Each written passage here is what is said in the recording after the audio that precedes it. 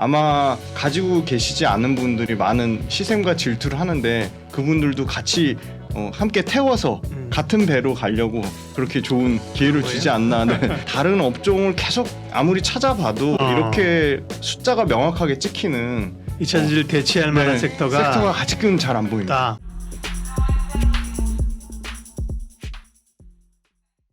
안녕하십니까. 예민수의 경제토크 2차전지 얘기하겠습니다. 2차전지가 워낙 뜨거운 기대감인데 조금 주춤하고 있는 상황입니다. 이럴 때 사실은 2차전지에 대해서 더 공부를 해야죠. 훈훈한 주식 김지훈 대표님 오셨습니다. 어서 오십시오. 안녕하세요. 그러니까요. 2차전지가 워낙 잘 가다가 조금 조정받는데요. 뭐가 사실 많이 올라서 그런 건지 그죠? 실적이나 이런 건 좋잖아요, 그죠? 그래서 실적이나 지금 이제 2차전지 밸류 점검을 해주신다고요? 네, 일단은 지난 시간에 말씀드렸지만 마음에 부담이 안 가는 범위 내에서 비중 조절하시는 거를 말씀드리고요. 마음이 부담이 가시면 파시면 됩니다. 그리고 제가 봤을 때는 말씀 주신 대로 실적 나오는 거 보니까 펀더멘탈에 전혀 영향은 없습니다. 사실. 그렇죠. 예. 펀더멘탈에 전혀 영향이 없고 아마 가지고 계시지 않은 분들이 많은 시샘과 질투를 하는데 그분들도 같이 함께 태워서 같은 배로 가려고 아마 그렇게 좋은 기회를 주지 않나 하는 저는 그렇게 보고 있고요. 사실 여타 다른 업종을 계속 아무리 찾아봐도 이렇게 숫자가 명확하게 찍히는 2차전지를 대체할 만한 섹터가 아직은 잘 안 보입니다. 구조적인 성장주임에 분명한 것 같고 일단 실적들이요.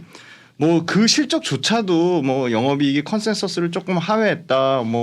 매출이 여러 가지 쪼개 보면 매출이 부족한 거 아니냐 이런 실제 실적 나오는 거 가지고도 논란거리를 만드는데 중요한 거는 성장률이거든요.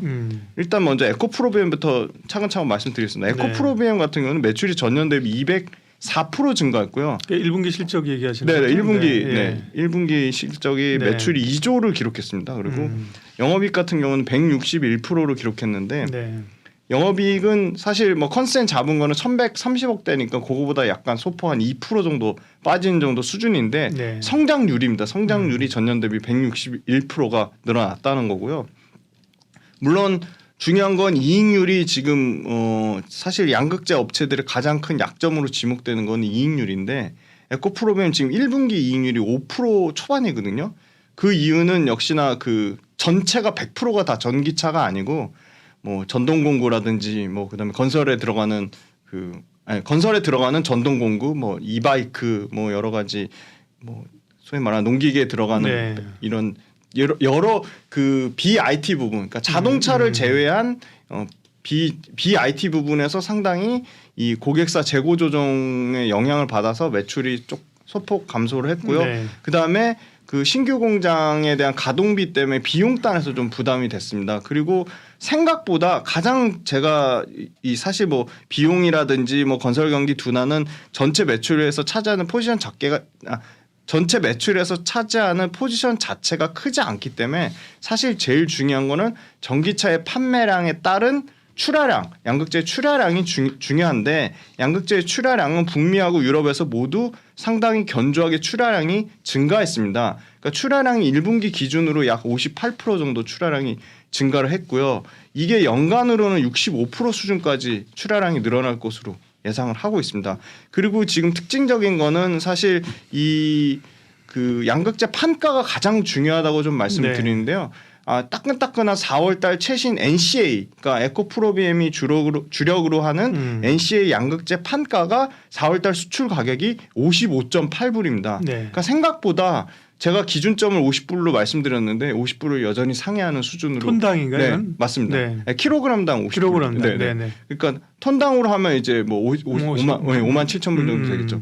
그러니까 그걸 유지한다는 건데 물론 리튬의 가격이 빠지는 부분이 3개월에서 6개월 정도 레깅 효과가 발생합니다. 그래서 11월 달부터 2월 달까지 리튬 가격 빠진 부분이 아마 양극재 판가로는 2분기에 반영될 것으로 예상이 되는데 그거조차도 2분기에 판가가 빠지면 여기서 57불에서 40불대 중후반까지 빠지냐 그건 너무 과도하다고 보고 있고요. 사실 50불 초반 내지 40불 후반까지는 유지가 될 거라고 보면 판가조차도 여전히 좀 견조한 수준을 유지할 거라고 보고 있고요. 가동률을 쪼개 보면 이 화재로 멈춰졌던 캠4 공장이 이제 재가동으로 정상적으로 완전 가동률이 올라오고 네. 기존에 가장 잘하고 있던 캠5 공장 같은 경우가 지금 가동률이 85에서 90% 정도까지 올라온 걸로 알고 있습니다. 그래서 가동률이 올라가면 당연히 고정비가 줄어들고 영업 레버리지 효과가 좋아지니까 하반기에는 양극재 판가가 소폭 빠지더라도 출하량 자체가 커버하면서 그러니까 P를 Q가 커버하면서 영업이익률이 한 5% 후반에서 6% 초반까지는 올라오지 않을까 좀 그렇게 예상을 하고 있고요. 예. 가장 포스코 다음으로 에코프로 머티리얼즈에서 전구체를 공급하고 에코프로 에코프로 이노베이션에서 가장 최앞단의 수산화 리튬을 공급하고 에코프로 CNG에서 리사이클링하면서 가장 원자재 관련된 밸류체인이 포스코 다음으로 잘 돼 있기 때문에 네. 이 부분이 본격적으로 오히려 양극재 캐파 증설과 맞물려서 비용단에서 원재료 비용단을 안정화하는 측면을 가져올 거로 보고 있습니다. 그리고 마지막으로 2023년도에 18만 톤이 완전하게 캐파가 풀 캐파로 가동되면 아까 말씀드린 양극재 출하량 자체는 에코프로비엠도 연간으로 한 60% 이상 출하량이 60% 이상 견조하게 유지될 거로 보고 있습니다. 네. 에코프로 BM의 실적부터 체크를 해주셨습니다. 근데 이제 에코프로 BM에 대해서 이번 주에 증권사에서 이제 리포트들이 매도 리포트들이 네. 나왔잖아요. 근데 네.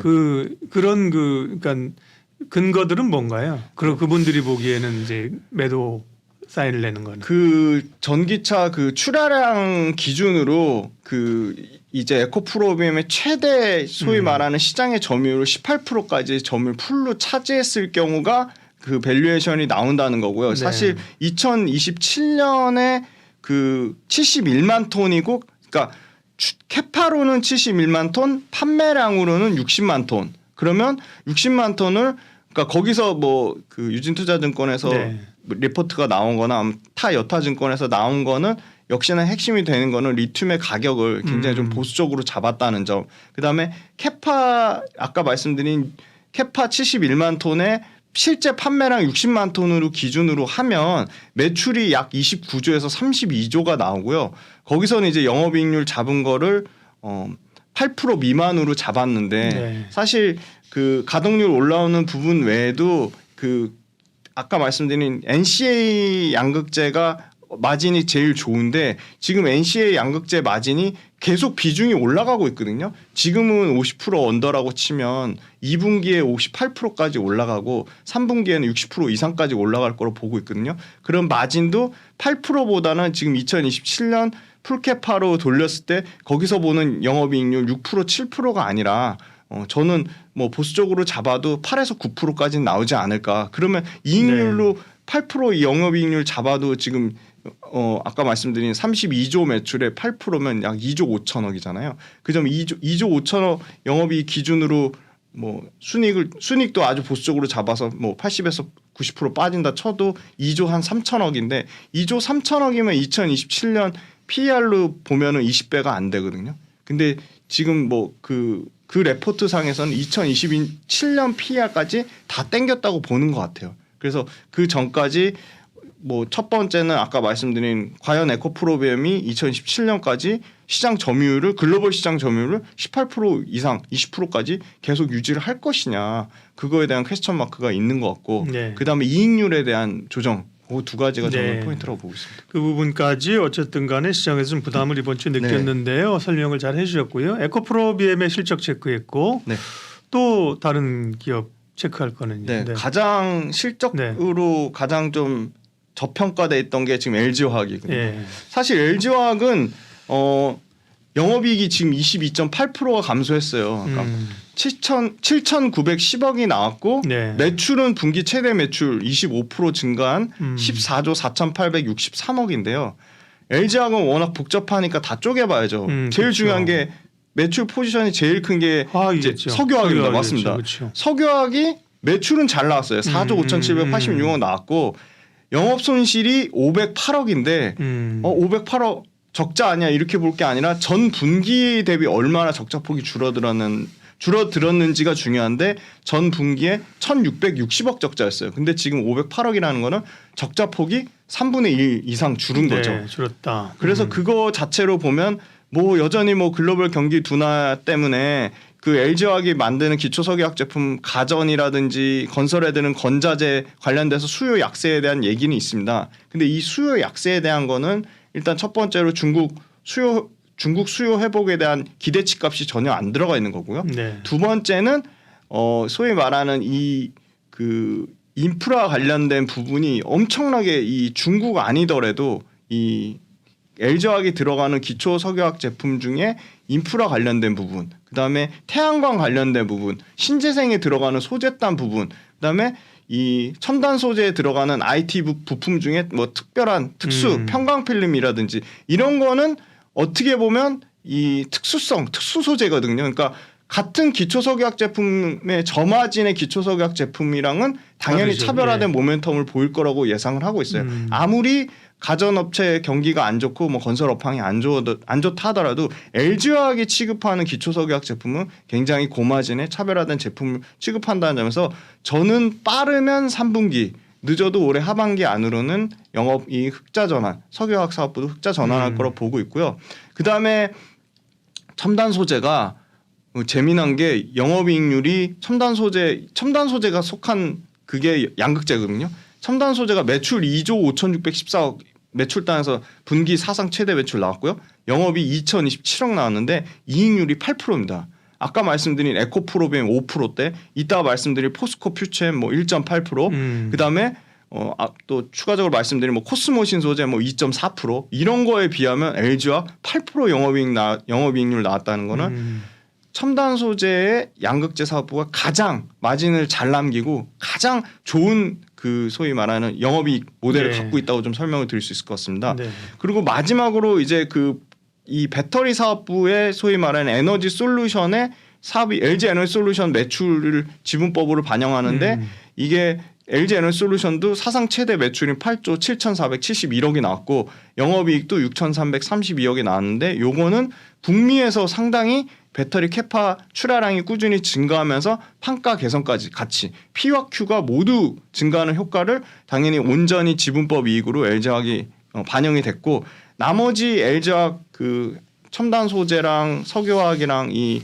배터리의 지분 가치를 빼더라도 생각보다 뭐 파만농이라든지 그다음에 아베오 8천억에 인수한 아베오를 인수한 제약 사업부 이런 부분들이 다 전반적으로 고르게 뭐 생명과학 사업부도 매출이 뭐 2,780억 영업이 뭐 164억이 나왔고 파만농도 매출 2,654억에 영업이익 340억 그러니까 생명과학 파만농도 기대한 것보다는 상당히 선방했다. 그래서 핵심은 석유화학 적자폭이 얼마나 줄어드냐 그게 핵심이고 두 번째는 이 첨단 소재 사업부 내에 양극재 영업이익률 8%가 과연 계속 유지될 것이냐 이게 좀 실제 핵심 포인트가 되겠습니다. 네, LG화학은 정말 사업 분야가 많네요, 그죠? 네네. 우리 화학이랑 2차 전지는 알고 있는데 그것 말고도 뭐 굉장히 다양한 네. 분야가 있고요. LG화학도 그 사업 부문별로 보면 선방했다라는 네. 평가이신 것 같고요. 골고루 선방했습니다. 네. 2차 전지 대표 기업들 실적 체크하고 있습니다. 다음은 삼성 SDI? 네, 삼성 예. SDI 셋업체 중에 하나 보고요. 네, 네. 그다음 포스코 퓨처엠으로 넘어가겠습니다. 네. 삼성 SDI도 분기 최대 매출 기록했습니다. 1분기에 3분기 연속으로 5조 매출을 초과했고요. 네. 5조 3,548억을 기록했습니다. 전년 동기 대비해서는 매출이 45%가 늘어난 거고요. 영업이익은 92% 증가했습니다. 삼성 SDI가 이제 그 배터리 셀 업체 중에 유일하게 두 자릿수 10%대 영업 마진을 기록하는데 네. 이 1분기에는 아무래도 계절적 비수기 영향으로 마진이 좀 빠져서 7%대를 기록했습니다. 하지만 이 소위 말하는 자동차 이 전지 사업부가 속한 에너지 부분에서 매출이 45% 영업이 92% 하면서 이 자동차 전지 사업부가 전체 삼성 SDI 실적을 뭐 다 땡겼다고도 볼 수 있겠습니다. 그리고 생각보다 이 부진했던 뭐 OLED라든지 반도체 공정 소재의 매출과 수익이 감소한 건 사실이나 매출과 수익의 감소폭이 그렇게 뭐 엄청나게 크진 않았다. 삼성 SDI 실적의 전체적인 실적에 부담 주는 수준은 아니었다. 그렇게 말씀드릴 수 있을 것 같고요. 그다음에 이제 2분기에는 심지어 이런 편광 필름이라든지 OLED 소재, 반도체 공정 소재도 1분기의 계절적 비수기를 넘어서 2분기부터는 좀 실적 회복에 도움이 될 것으로 그렇게 예상을 하고 있습니다. 그래서 삼성 SDI 고유 기술인 이 하이니켈 NC의 양극재 기술이랑 SCN 음극재 기술을 적용한 이 소위 말하는 P5 플랫폼 차세대 배터리 플랫폼이 본격적으로 이제 가동이 되면 이것도 가동률이 올라오면 당연히 영업 레버리지 효과에 따라 마진이 7%대에서 다시 8에서 9%대까지는 좀 개선이 될 거라고 보고 있습니다. 그래서 전기차 수요 확대에 따라 지금 삼성 SDI도 기존의 보수적인 수주 정책에서 좀 벗어나서 조금 공격적으로 그렇죠. 하고 있다. 그리고 GM하고 뭐 계약이 이제 나오면서 여러 가지 GM 외에도 지금 대기하고 있는 데가 이제 차세대 BMW 모델하고 볼보가 대기를 하고 있거든요. 그거에 대한 기대감도 갖고 있습니다. 네. 삼성 SDI 실적 체크했습니다. 2차 전지 주요 업체들의 실적을 체크하고 있고 아까 이제 에코프로 BM 말씀하셨잖아요. 네. 양극재 업체. 그다음에 포스코 퓨처엠도 물론 양극재, 음극재 다 있지만 그죠? 네. 여기도 대표적인 양극재 업체인데 네. 포스코 케미칼에서 이름을 바꿨지. 포스코 퓨처엠은 실적이 어떻습니까? 네, 포스코 퓨처엠도 매출에서 분기 사상 최대 매출. 이게 분기 사상 최대 매출 계속 얘기하니까 이게 뭐 쉬운 건 줄 아는데 이게 네. 전혀 그런 게 아닙니다. 네. 지금 삼성전자 하이닉스 실적 나오는 거 보시면 그렇죠. 너무나 대비되는 걸 아실 수 네. 있으실 겁니다. 매출 1조 1,352억 기록했고요.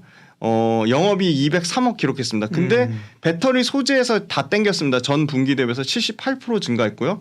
양극재는 전 분기 대비해서 88% 증가했습니다. 그래서 양극재가 상당히 전체 배터리 소재 매출을 다 차지할 정도로 증가했고 음극재는 기대보다 조금 소폭 못 미치는 전 분기 대비해서 20% 증가한 677억을 기록했는데 음극재 쪽에서는 상당히 고객사 다변화를 하고 있습니다. 그리고 음극재에도 꾸준히 지금 투자를 하고 있습니다. 그래서 포스코 퓨처엠 이따가 최신 동향 말씀드릴 때 얘기 드리겠지만 네. 포스코 퓨처엠이 지금 포항에 양극재 지금 한 6천억에서 8천억 정도 신규 투자를 하고요. 음극재랑 그 화유 코발트랑 조인트 벤처를 맺어서 전고체를 지금 1조 7천억 정도 1조 7천억 투자에는 이 음극재 투자가 들어가 있습니다. 그래서 굉장히 공격적으로 투자를 하고 있다고 말씀드릴 수 있을 것 같고요. 그다음에 이제 포스코 퓨처엠 하면 역시나 압도적인 누적 수주 규모입니다. 지금 뭐 1월 달에 삼성 SDI 40조, 네. 4월 달에 LG엔솔 30조, 기존에 갖고 있던 수주까지 합치면 약 93조입니다.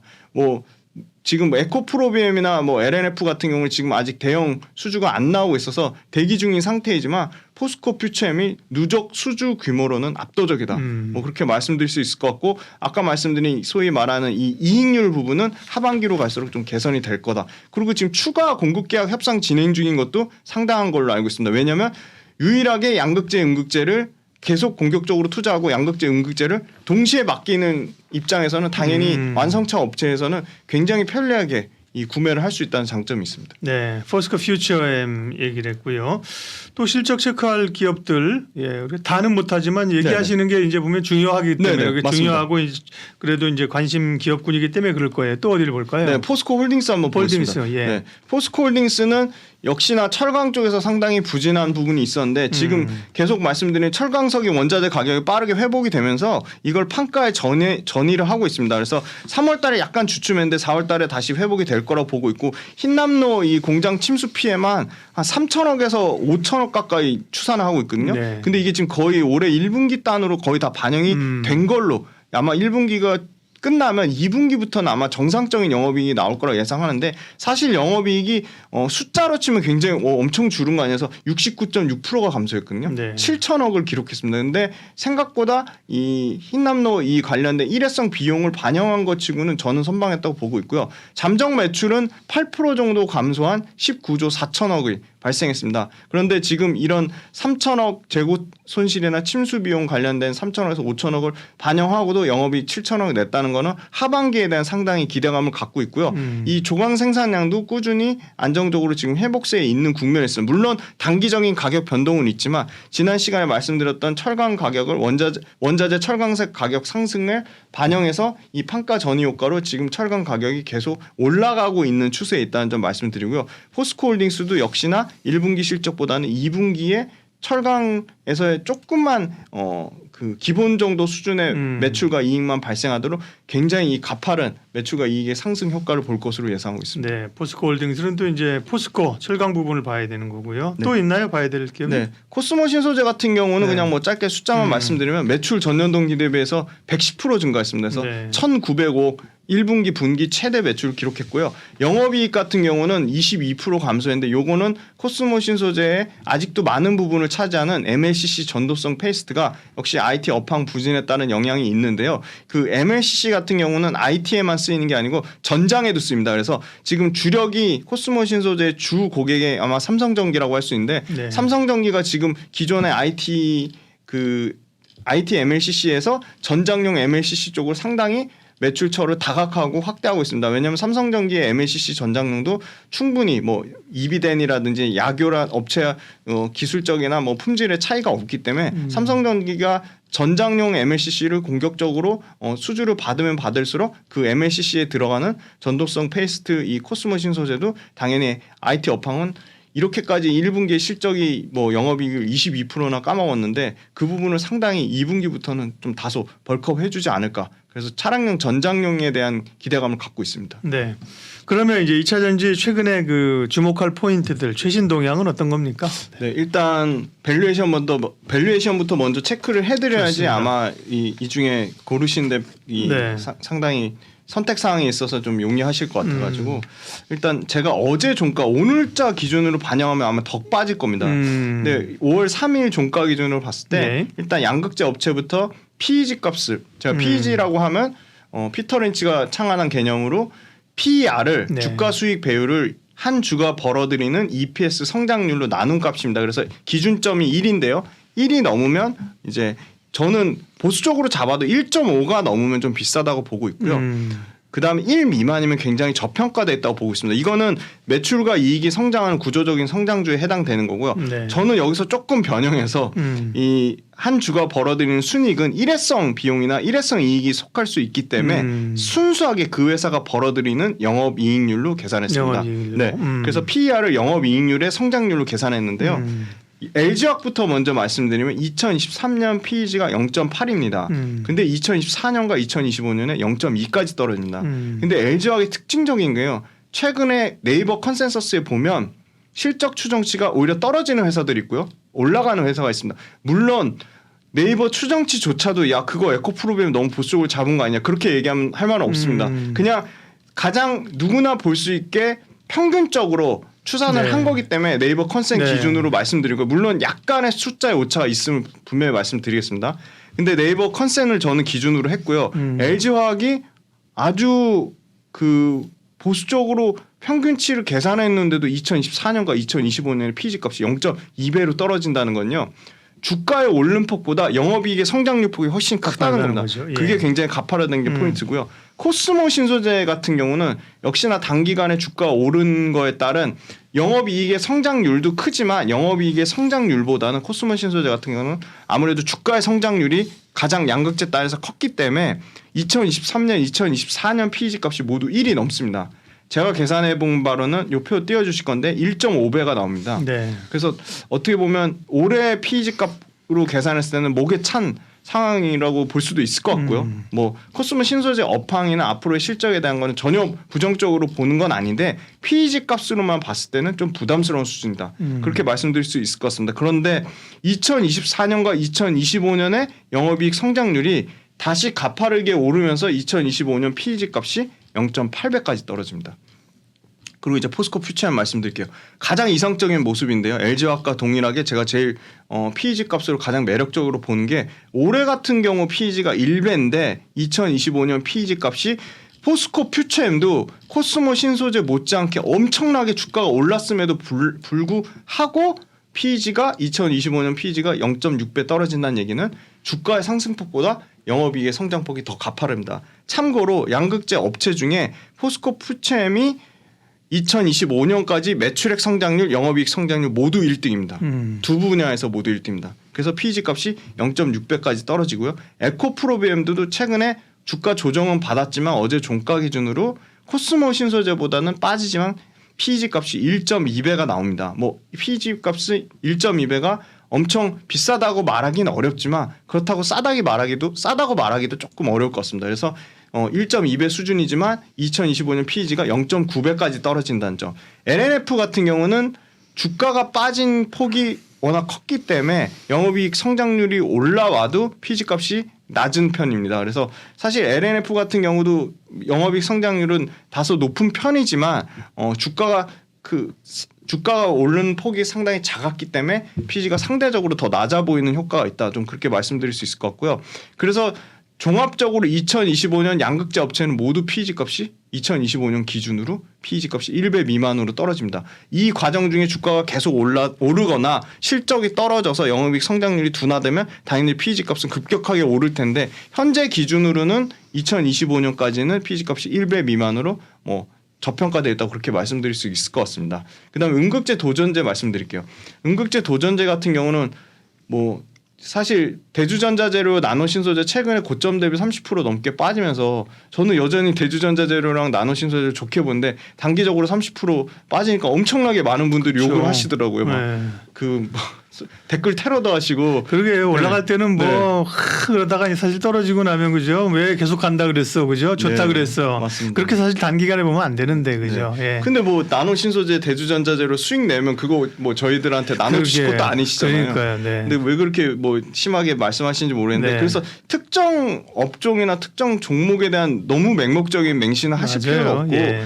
특정 종목이 예를 들어 그 8대 종목이 아닌 다른 종목에서도 얼마든지 성장이 나올 수 있습니다. 물론 상승률이나 수익률 차에서 분명히 차이가 날 수는 있어요. 그건 전혀 미래를 예측할 수 없는 거니까. 근데 생각해 보세요.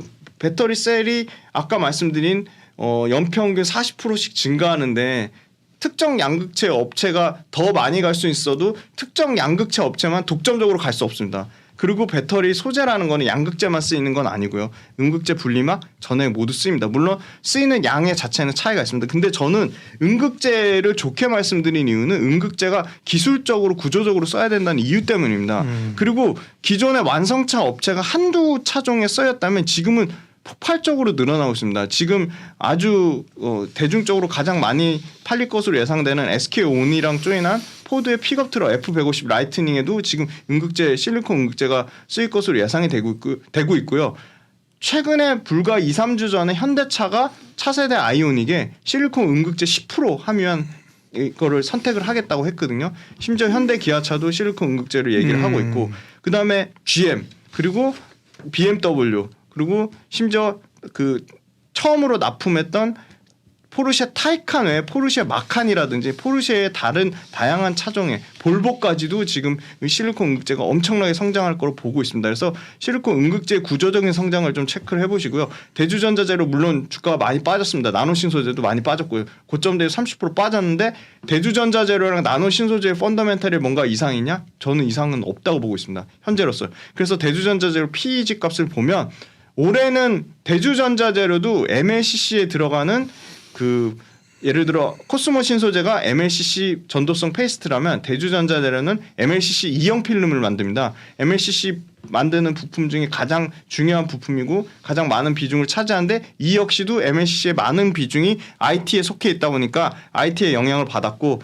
근데 대주전자재료의 주 고객인 MLCC 삼성전기가 아까 전장용 MLCC 캐파가 늘어나고 MLCC 전장용의 매출이 확대되면 대주전자재료가 만드는 MLCC 이형 필름도 하반기에는 실적이 더 좋아질 거라고 보고 있습니다. 그래서 2023년 PEG 값은 1.8배로 다소 높은 편입니다. 하지만 2024년과 2025년에 매출과 이익의 성장률이 100% 이상 되기 때문에 100%입니다. 사실 양극재 매출과 이익의 성장률보다 음극재와 도전재의 매출과 이익 성장률이 좀 더 큽니다. 추정치긴 하지만 그래서 대주전자재료는 2025년 PEG가 0.1배까지 떨어집니다. 그래서 지금 밸류로 봤을 때는 PEG 값으로 비싸다고 할 수 있지만 2025년까지 PEG 값을 땡겨보면 0.1배까지 떨어진다. 그리고 나노신소재 같은 경우는 지금 2배 가까이 나오거든요. 대주전자재료보다 주가가 더 많이 올라서 PEG 값이 더 비싼데 내년에 0.6배까지 떨어지고요. 2025년 PEG 값은 제가 공란으로 놔둔 거는 추정치가 한두 개밖에 없어서 조금 데이터의 신뢰성 때문에 놔뒀는데 그걸 평균 내봐도 0.7배 정도 수준입니다. 여전히 2025년 PEG 값이 1배 미만입니다. 한솔케미칼 같은 경우는 IT에 들어가는 이 과산화수소가 거의 매출의 70% 이상을 차지하기 때문에 IT 업황이 부진하다 보니까 2023년 PEG 값이 4배까지 올라갔는데 한솔케미칼도 실리콘 음극재 드디어 양산을 시작했거든요. 3월 말부터. 그래서 실리콘 음극재 비중이 올라가고 한솔케미칼이 2차 전지 바인더란 제품을 합니다. 그래서 바인더 매출만 3,500억 정도가 나옵니다. 그래서 바인더 매출이 점점 커져서 2차 전지 포지션이 커지면 한솔케미칼도 이제 2차 전지 소재 완전한 2차 전지 소재 업체로 탈바꿈할 경우에는 2025년 PEG 값이 0.4배까지 떨어집니다. 그리고 이제 음극재, 도전재 관련된 회사들의 전체적인 PEG 값은 확실히 2024년과 2025년에 급격히 떨어진다는 특징이 있고요. 마지막으로 이제 셀 원자재 단을 보겠습니다. 이제 LG 엔솔 같은 경우가 2023년이 0.4배, 2024년이 0.6배, 2025년이 0.5배로 영업이익 LG 엔솔 같은 경우는 주가도 부진했지만 영업이익 성장률이 견조하게 유지돼서 PEG 값 기준으로 1배 미만으로 네. 견조하게 유지될 걸 보고 있고요. 삼성 SDI도 지금 GM발 수주를 비롯해서 앞으로가 기대가 되기 때문에 2024년, 2025년 모두 0.5배까지 떨어집니다.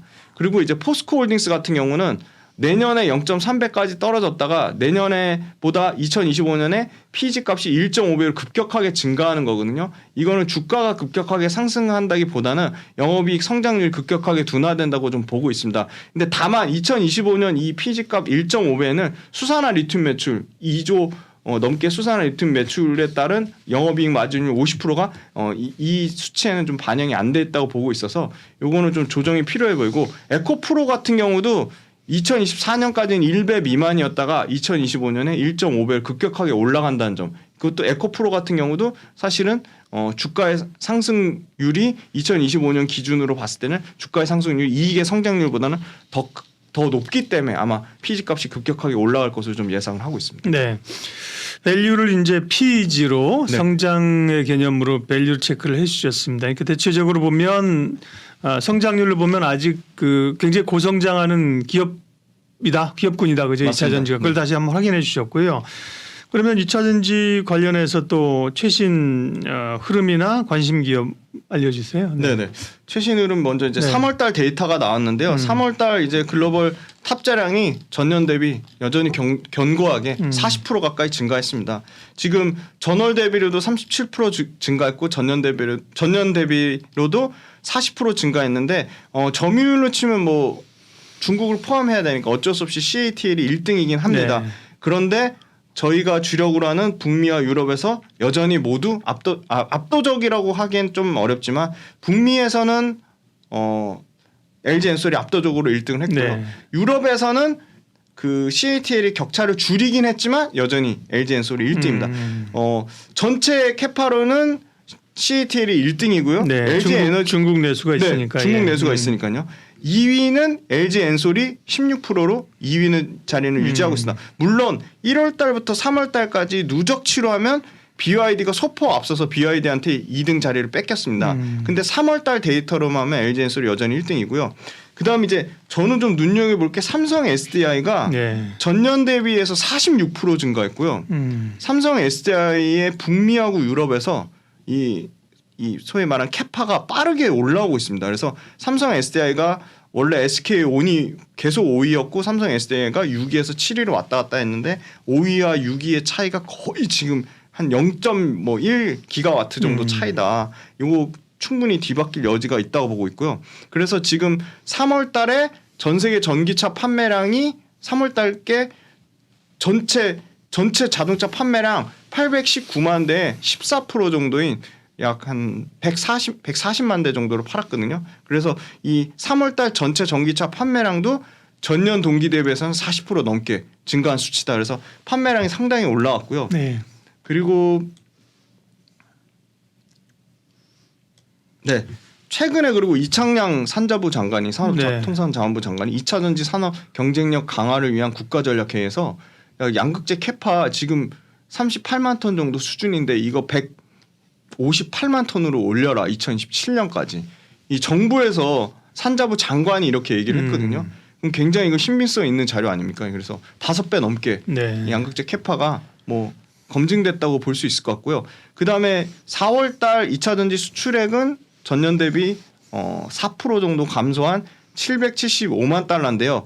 요거 관련돼서 사실 그 전기차용은 전년 대비 57% 증가했습니다. 아까 말씀드린 전동공구라든지 BIT용이 합산했을 때 전년 대비 4% 정도 빠지는 수준이지만 2차 전지단의 전기차 관련돼서는 57% 성장하고 있다. 그리고 이 NCM 양극재, NC의 양극재 판가는 4월 달 들어서도 여전히 견조한 수준으로 NCM 같은 경우는 판가가 전년 대비 뭐 약 20% 가까이 증가했고요. 17% 정도 증가했고요. NCA 같은 경우는 1.7% 정도 증가해서 NCM, NCA 모두 수출 판가가 4월달 수출 판가가 증가세를 여전히 유지하고 있다. 네, 그렇게 말씀드릴 수 있을 것 같습니다. 그리고 네. 또 있어요? 네. 그 정도 할까요? 네, 리튬 요것만 말씀드리겠습니다. 네. 뭐 리튬 판가가 수산화 리튬 판가가 계속 떨어져서 걱정이잖아요. 예. 지금 고점 대비 탄산 리튬이 약 70% 빠졌고 하이니켈 양극재에 들어간 수산화 리튬이 50% 정도 빠졌는데 지금 뭐 그 소위 리튬 가격이 엄청 빠질 거라고 얘기하는 레포트에 따르면 당연히 그 양극재 업체단에서는 그 중국 내수용 리튬의 단가랑 이 아시아에서 소비하는 아시아 소비용 이 리튬의 단가가 다르게 측정된다고 하는데 이 뭐 삼성증권 레포트에 따르면 이게 당연히 이 판가가 따라간다, 연동된다고 하거든요. 근데 그거조차도 내용이 허점이 있는 게 4월 말 기준으로 탄산 리튬의 판가가 하락하는 걸 멈추고 약간의 소폭의 반등세가 좀 나오고 있고요. 두 번째는 그만큼 판가가 빠질 만큼 이 리튬을 생산하는 것 자체가 너무나 시간이 오래 걸리는 싸움이다. 8년에서 최소 8년에서 많게는 12년인데 이걸 12년 동안 뭐 실제 리튬 개발에 들어간다고 해도 기존의 리튬을 갖고 있는 업체들이 석유 업체들이 정유업체들이 중동 산유국이랑 카르텔 맺었던 것처럼 지금 국유화하고 있는 게 그 가격을 그렇게 쉽게 떨어뜨리게 냅두진 않을 것 같다는 뭐 합리적인 추론이 가능하다고 보고 있거든요. 그래서 리튬 가격이 빠지더라도 여전히 2026년까지는 공급보다 수요가 더 초과하는 상황이기 때문에 리튬 가격의 그 급격한 하락세는 좀 진정 국면이 나올 거라고 보고 있습니다. 네, 2차 전지 관련한 최근의 경향들 최신 뉴스를 전해 주셨고요. 관심 기업은 사실 뭐 그때그때 다르고요. 그죠? 네. 왜냐하면 밸류도 반영해야 네. 되고 산업이 변하니까 네. 말씀 아까 하신 것처럼 뭐 이런 게 좋아요. 그런데 네. 뭐 오를 때는 얘기 안 하고 그죠? 떨어지면 맞습니다. 이렇게 네. 하시면 안 되고 네. 각자 얘기를 가지고 네. 고민을 하셔야 돼요. 지금 네. 시점에서 그럼 조정받는 타이밍인데 관심 기업 알려주세요. 네, 저는 양극재 단에서는 네. LG화학이 가장 좋게 보고 있고요. 비싼데 싸지면 충분히 담을 만한 게 저는 포스코 퓨처엠을 보고 있습니다. 가장 비싸거든요. 밸류에이션상으로. 네. 네, 거의 코스모 신소재랑 포스코 퓨처엠 PER로 올해 계산하면요 거의 100배가 나오거든요. 비싼 건 맞는데 아까 PEG 값 보여드리면 2025년 다 1배 미만까지 떨어진다는 거 말씀드리고 포스코 퓨처엠이 양극재, 음극재 하는 거에 대해서 프리미엄을 준다고 하더라도 실제 포스코 퓨처엠만큼 원자재 앞단의 밸류체인을 가장 안정적으로 공급할 수 있는 데가 뭐 포스코 홀딩스만한 데가 없지 않나 그렇게 보고 있고요. 포스코 퓨처엠의 음극재에 대한 사업 가치가 굉장히 좀 낮게 저평가되어 있는 것 같습니다. 그래서 포스코 퓨처엠이 사실 지금 당장 사기에는 부담스럽지만 조정이 나오면 굉장히 좀 어떻게 보면 LG화학보다는 상승 여력이 더 클 수 있는 회사를 보고 있고 지금 딱 시점에 가장 싸서 가장 매력적인 거는 LG화학입니다. LG화학과 포스코 퓨처엠 두 기업을 지금 말씀하신 것처럼 네, 지금, 만약에 뭐 좋다 그랬는데 포스코 퓨처엠이나 LG화학이 좋다 그랬는데 뭐 다른 건 못 오는데 애들이 급등해 버리고죠. 그러면 또 좀 조정 타임을 기다려야 되잖아요, 그죠? 그때 다른 거고요. 2차 전지의 밸류 또 최근 경향 관심 기업까지 김지훈 대표님이 말씀. 네, 뭐 또 있어요? 네. 그리고 음극재 그냥 네. 소신 있게 말씀드려요. 네. 저는 대주전자재를 지금 시점에 저는 아주 좋다고 보고 있습니다. 대주전자. 30% 빠졌지만 네. 여전히 대주전자재료의 매출과 이익 성장률은 견고하다고 보고 있습니다. 2차 전지를 사실 완벽하게 대체할 만한 섹터는 많지 않다, 그죠? 2차 전지가 워낙 폭발적인 네. 성장세가 가니까, 그죠? 네. 예? 그래도 어쨌든 하늘 끝까지 갈 수는 없으니까, 그죠? 네네. 대체로 찾는 쪽이 이제 대표적인 게 반도체잖아요. 맞습니다. 네. 네, 반도체는 이제 조금 바닥을 돌아 나와서 지금 이제 살 때가 된 건가요? 저는 살 때가 된 거냐에 대한 거나 여전히 퀘스천 마크고요. 네. 그러니까 반도체가 이 반도체 내에서 분명히 차별화된 소재 업체라든지 차별화된 장비 업체가 있다. 그러니까 뭐 하이닉스랑 마이크론이랑 삼성전자가 감산을 하든 뭐 캐펙스 투자를 줄이든 상관없이 뭐 기술적인 어떤 이유에 의해서 쓰인다든지 아니면 국산화에 대한 뭐 수요가 있어서 국산화를 네. 대체하는 수요를 쓰인다든지 특정 장비 회사가 굉장히 뭐 압도적인 시장 점유율로 특수 어떤 목적에 의해서 쓰인다는 그런 차별화된 모멘텀을 가지고 있는 회사에 투자하는 건 맞다고 보고 있고요.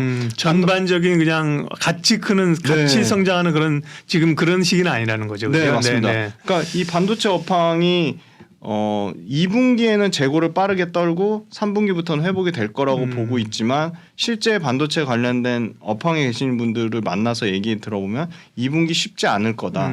하지만 3분기, 4분기 들어서 재고가 줄긴 줄 거다. 근데 재고가 줄어드는 속도는 당연히 수요에 따라 달려 있는 거고 그렇죠. 그렇게 수요가 얘기하시더라고요. 네, 수요가 서버, 휴대폰, 그다음에 PC가 있는데 생각보다 휴대폰은 조금 반등이 나올 것 같고요. 왜냐하면 이제 아이폰 14가 워낙 안 팔렸기 때문에 15에 대한 좀 기대감이 있고요. 네. 삼성전자도 갤럭시 지금 나온 모델이 생각보다 잘 팔린다고 하고 있고요. 네. 그리고 이제 PC 쪽은 사실 작년에도 어려웠지만 올해도 좀 어려울 것 같고 뭐 신규 교체 수요가 그렇게 막 폭발적으로 늘어날 것 같지 않고 서버가 사실 모바일하고 PC 안 좋은 부분을 서버가 작년까지 땡겼는데 네. 서버가 대형 소위 말하는 아마존 뭐 그다음에 구글 그리고 뭐 애플 그리고 뭐 메타 이런 대형 빅테크 회사들이 뭐 공격적으로 투자를 해야 되는데 좀 그러기는 어려운 상황인 것 그렇죠. 같고 경기가 또 안 좋으니까. 네, 예. 다 만만치 않은 상황입니다. 그래서 사실 메모리 가격이 제일 중요한데 메모리 반도체 가격의 반등을 확인하고 예. 대형주를 사는 게 오히려 더 안전하지 않을까 저는 그렇게 보고 있습니다. 네. 반도체는 중립적인 의견이고 아직까지는 반면에 최근에 기계 장비 뭐 인프라 전력 이런 쪽은 상당히 흐름이 좋아요. 네. 뭐 이유부터 좀 얘기를 해주세요. 일단 P와 Q가 모두 증가하는 국면입니다. 네. 그리고 소리 소문 없이 신고가 내는 영역에 있는 그 회사들도 많고요. 그만큼 주가가 굉장히 견조하다는 거고요. 잘 안 빠집니다. 제가 보니까 특징적으로 보면. 그리고 일단 1분기 실적이 기본적으로 HD 현대건설기계, 그다음에 두산 밥캐, 그다음에 현대일렉트릭 뭐 이런 현대 HD 현대인프라코 밥켓도 서프라이즈 났잖아요. 굉장히 실적. 실적이 좋습니다. 예. 상당히 예. 지금 뭐 기본적으로 이 회사들이 연간 영업이익 컨센서스가 50%를 초과하고 있습니다. 그래서 실적이 뒷받침이 되니까 뭐 안정적으로 투자하기 괜찮다고 보고 있고요. 이 너무 재미난 거는 중국에 대한 비중을 대폭 낮췄다. 그럼 중국이 낮춘 비중만큼 어디가 추가가 되는 새로운 시장이 열려야 되는데 새로운 시장이 굉장히 다각도로 다양화되고 있습니다. 네. 그중에 아주 특징적인 게 북미인데요. 북미는 신규 수요도 엄청나고 교체 수요도 엄청납니다. 과거에 1980년대 후반에 소위 말하는 이 자동차 자동차 전성 시대 그때 이후로 신규 투자가 지금 전혀 없는 상황이었다가 이 노후화된 여러 가지 인프라 관련된 수요들이 네. 지금 다시 엄청나게 지금 좋아지고 있고요. 지금 기존에 사실 뭐 미국도 중국 장비를 안 썼다고 하면 거짓말이죠. 그렇죠. 중국의 대거 장비를 썼다면 심지어 여기에서도 건설기계 쪽에서도 중국에 대한 상당 부분 대체 수요가 나오고 있습니다.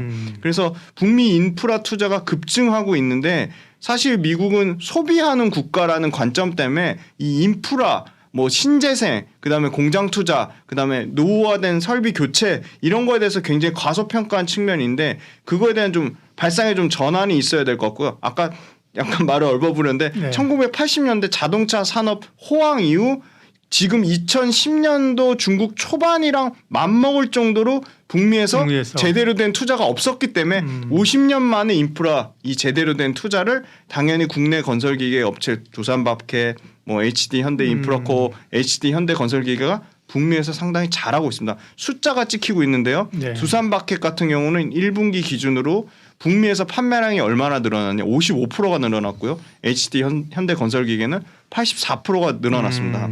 그래서 사람 사는 곳은 다 기본적으로 인프라가 깔려야 되는데 네. 판매 지역이 다양화되고 있고 그래서 북미에서 일단 기본적으로 엄청나게 성장을 하고 있고 두 번째는 요거는 이제 사실 두 가지가 섞여 있는데 자연재해 부분하고 전쟁 복구 수요인데 전쟁 복구 수요 우크라이나 관련해서 엄청난 재건 수요가 있는 건데 이건 밸류에이션에 지금 전혀 반영이 안 돼 있고요. 자연재해 관련돼서는 튀르키예 대지진 이후에 이런 비상발전기 건설 장비 노후화된 인프라 장비의 수요가 굉장히 급증한 상황입니다. 그래서 이게 분기 실적으로 쪼개져서 반영이 될 거라고 보고 있고, 네. 그다음에 중동 관련돼서 잠깐 주춤하기는 했는데 사우디 네옴시티 프로젝트가 끝이 아니라 이 중동 지역에서 지금은 유가가 최근에 좀 빠져서 70불 중후반대를 보이고 있지만 그들만의 산유국들의 오펙 플러스 헤게모니로 인해서 유가가 그렇게 크게 빠지지는 않을 것 같거든요. 왜냐하면 공급이 엄청나게 늘어나지 않기 때문에. 그래서 유가가 빠지지 않으면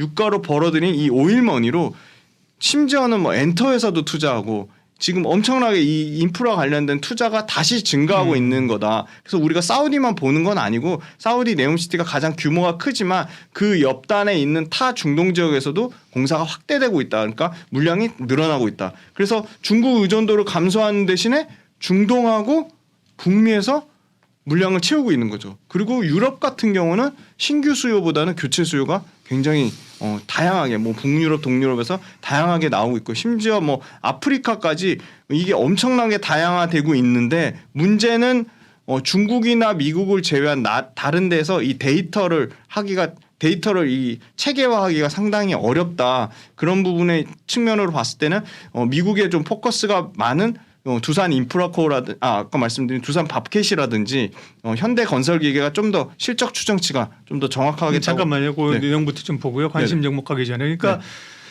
이 건설 기계 장비 쪽에 그 이슈가 많네요, 그죠? 네, 이슈가 많습니다. 네. 뭐 북미 쪽하고 이제 아까 말씀하신 것처럼 자연재해, 중동, 우크라이나 전쟁에 관한 거는 사실은 전쟁이 언제 끝날지 몰라서 그런 거지, 그렇죠? 이게 뭐 끝날 조짐이 양국 간에 뭐 한다든지 그러면 사실 또 이쪽에 수요가 굉장히 뜰 수 있는 거죠. 네. 그래서 건설 기계 쪽에 실적도 그게 반영돼서 잘 나오고 있는 거고요. 예, 그럼 말씀하시려던 그 가운데서 그러면 이제 어떤 기업을 봐야 되는지 기업 얘기를 해주세요. 네, 역시나 북미 비중 포지션이 높은 기업이 실적 추정치가 좀 더 정확하기 때문에 그 중에 북미 비중 가장 높은 기업은 역시 두산 밥캣하고 HD 현대건설기계가 지금 아까 말씀드린 실적단에서 가장 큰 성장이 나올 것으로 보고 있고요. 실적을 제가 한번 다 가져와 봤는데요. 총 6개 업체입니다. 현대일렉트릭이 가장 실적 성장률은 좋습니다. 그래서 지금 주가로는 가장 좀 부담되는 수준이에요. 거의 52주 최고가 영역인데 이 표를 보시면 현대일렉트릭이 올해 같은 경우가 매출이 26% 성장하고요. 26% 성장한 매출에서 내년에 15%가 성장하고요. 영업이익은 69%가 성장을 합니다. 올해 같은 경우. 근데 여기서 더 내년에 25%, 28% 이상 더 성장을 하고요. 그래서 현대일렉트릭은 3년치 평균이 그래도 연평균 20% 성장이 나올 거라고 보고 있고요. 효성중공업 같은 경우도 매출과 이익에서 현대일렉트릭 못지않게 20% 정도 성장이 좀 나올 거라고 보고 있습니다. 영업이익 여기도 40%. 와. 엄청나죠. 증가율이 영업이익 증가율이 40%입니다. 물론 이익률은 아니고요. 이익률은 아닙니다. 그리고 지금 HD 현대 인프라코어 같은 경우도 올해는 매출과 이익의 증가율이 매출은 한 7%대 영업이익은 34%인데 요 매출과 영업이익 증가율이 2024년과 2025년까지도 성장률은 둔화되지만 증가율은 꺾이지 않는다는 점 이게 포인트고요. 두산밥켓 같은 경우는 2024년이 오히려 최고점을 찍고 2025년에는 영업이익이 좀 다소 꺾일 걸로 보고 있습니다. 그래서 가장 실적상으로 봤을 때 부담 없는 거는 실적의 증가폭이 가장 큰 현대일렉트릭이라고 보고 있고요. 주가상으로 이 중에 가장 좀 부담이 없는 건 사실 LS그룹입니다. LS도 보시면 LS 일렉트릭 같은 경우가 매출과 이익이 최소 내년과 내후년까지 평균치가 20% 정도가 되는데요. 근데 현대일렉트릭이나 효성중공업에 가려져서 사실 주가가 전혀 못 오른 측면이 있고요. 이 최고점 대비 요거 표를 또 가져왔는데요.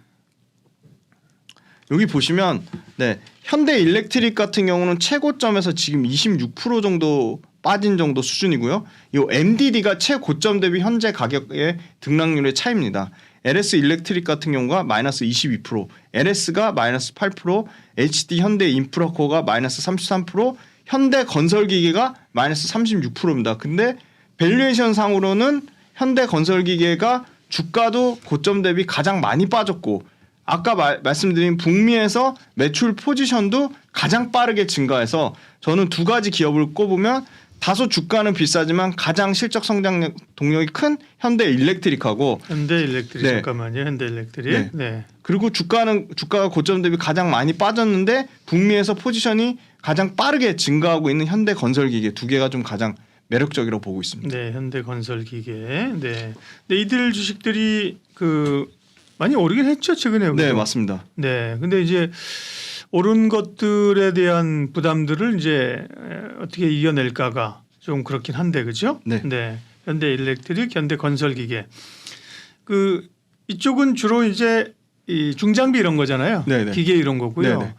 그 다음에 이제 여기 아까 표에도 보이셨지만 뭐 LS 이런 쪽은 약간 뭐 전력망, 네, 맞습니다. 뭐 이런 거 네. 아니에요? 변압기, 네. 뭐 네. 전력망, 뭐 이런 쪽도 관심이 네. 꽤 많이 있던데. 네. 네. 그 전력망 변압기 요것도 네. 북미 외에 네. 지금 그 남미하고 유럽에서 신규 수요랑 교체 수요가 있습니다. 이게 엄청 기술적인 진입 장벽은 있는 건 아닌데요. 네. 이게 보니까 이 소위 말한 전력망 구축 업체들의 그 뭐 엔지니어를 통해서 얘기를 들어보면 상당 부분 국내 업체들이 발빠르게 시장에 선점해서 들어가서 캐파를 많이 깔아놨다. 그러니까 마진은 엄청 좋지는 않지만 시장 선점 효과라는 게 있고 두 번째는 물론 굉장히 뭐 유럽의 뭐 넥상스라는 뭐 굉장히 글로벌한 회사들도 있지만 그런 업체들 대비해서 차이점이라고 하는 거는 역시 커스터마이징이 잘 돼 있다.